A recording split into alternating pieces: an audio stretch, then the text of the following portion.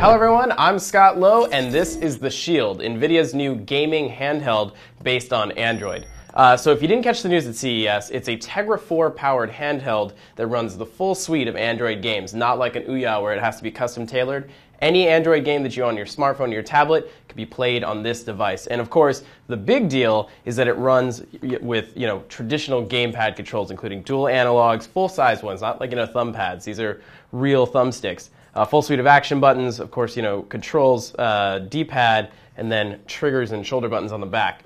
But perhaps one of the most exciting parts of it is its local Shield streaming feature, which allows you to, if you have a certain caliber PC, a 600 series graphics card or higher, as well as an array of other different requirements, you can stream games from your PC, including stuff like BioShock Infinite or anything running in Steam Big Picture mode. And having tested the Shield for the last couple of weeks, I could say that it actually works surprisingly well. Obviously, there's some caveats. There's a high cost of entry. The Shield itself is $300.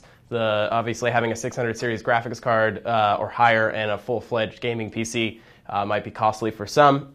But if you have these components, it's actually kind of an interesting experience. You can, depending on your environment at home, I had a little trouble because, there's range issues and certain construction of walls, so I couldn't really get far from my router. But if you live in an environment with strong Wi-Fi, you can actually play full PC games with very limited latency with no problem at all. Full-fledged graphics, it looks great.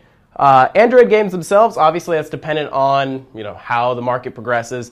The games that are available now, a lot of them are optimized for gamepads, a lot of them aren't.